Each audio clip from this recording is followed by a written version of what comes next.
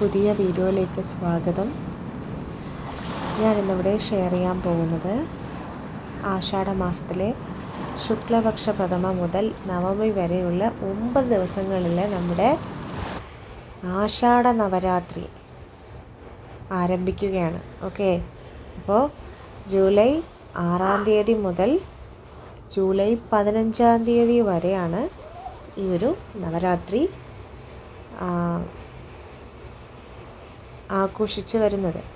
ഇത് ഉത്തരേന്ത്യൻ സംസ്ഥാനങ്ങളിലാണ് കൂടുതലും ഈ ഒരു ആഘോഷപരമായി നടത്തുന്നത്. പക്ഷേ നമ്മുടെ ഇവിടെ എന്താ പറയുക, വാരാഹി ദേവിയുടെ അമ്പലങ്ങളിലും അല്ലെങ്കിൽ ക്ഷേത്രങ്ങളിലെല്ലാം കൂടുതലും നല്ല രീതിയിൽ തന്നെയാണ് പൂജകളും കാര്യങ്ങളൊക്കെ ആയിട്ട് നടക്കുന്നത്. ശരിക്കും ഒരു ഐശ്വര്യപൂർണമായ ഒരു ദിവസമായിരിക്കും അല്ലെങ്കിൽ ദിവസങ്ങളായിരിക്കും ഈ ഒരു ജൂലൈ 6 മുതൽ 15 വരെയുള്ള ദിവസങ്ങളിൽ. അപ്പോൾ ഈ ഒരു ദിവസം ഉപവസിച്ച് ദേവിക്ക് വേണ്ടി പൂജ ചെയ്യുകയും ദേവിയുടെ കാര്യങ്ങൾ മാത്രം, ദേവിയെ മാത്രം മനസ്സിൽ വിചാരിച്ച് പ്രാർത്ഥിക്കുന്നതിലൂടെ ഒരുപാട് എന്താ പറയുക, അനുഗ്രഹങ്ങളും അതുപോലെ തന്നെ നിങ്ങളുടെ വിചാരിക്കുന്ന കാര്യങ്ങളൊക്കെ സാധിച്ചു കിട്ടാനൊക്കെ ഏറ്റവും ശ്രേഷ്ഠമായ ഒരു ദിവസങ്ങളായിരിക്കും. അപ്പോൾ വ്രതമെടുത്ത് ദേവിയെ ഭജിക്കുക, അതാണ് ഏറ്റവും നല്ലത്. പിന്നെ അതുപോലെ തന്നെ ഈ വാരാഹി ദേവിയെ മനസ്സിൽ വിചാരിച്ച് ഉപവസിക്കുന്ന ഒട്ടനവധി ഭക്തരുണ്ട്. അപ്പോൾ അവർക്കൊക്കെ ഏറ്റവും പ്രധാനപ്പെട്ട ഒരു ആഘോഷമാണ്. അപ്പോൾ നമുക്കറിയാം ദേവി മഹാത്മ്യത്തിൽ, അതായത് സപ്ത മാതൃകകളിൽ ഒരാളാണ് വാരാഹി ദേവിയെ ഭജിക്കുന്നതിനോടൊപ്പം തന്നെ നമുക്ക് ശ്രീ ലളിതാ സഹസ്രനാമം, അത് അല്ലെങ്കിലും നമ്മൾ സന്ധ്യാനേരത്തെ ചൊല്ലുന്നത് നല്ലതാണ്. കൂടുതലും ചൊവ്വയും വെള്ളിയും അല്ലെങ്കിൽ ഡെയിലി ചൊല്ലുന്നതും നല്ലതാണ്. ചൊവ്വയും വെള്ളിയും ദേവിക്ക് നമുക്ക് അനുകൂലമായുള്ളൊരു ദിവസമാണ്. ദേവിയെ കൂടുതൽ നമ്മൾ ആരാധിക്കുന്ന ദിവസമാണ്. അപ്പോൾ അങ്ങനെയുള്ള ദിവസങ്ങളിലും ശ്രീ ലളിതാ സഹസ്രനാമം ചൊല്ലുന്നതും നല്ലതാണ്. അത് കൂടാതെ ഞാൻ പറയുന്നതാണ്, ഈ ഒരു ഉപവാസത്തിനൊപ്പം തന്നെ വാരാഹി ദേവിയെ ഭജിക്കുന്നതിനൊപ്പം തന്നെ നമ്മൾ ശ്രീ ലളിതാ സഹസ്രനാമം ജപിക്കുന്നതിലൂടെ ഒരുപാട് നേട്ടങ്ങൾ നിങ്ങൾക്ക് വന്നു ചേരും.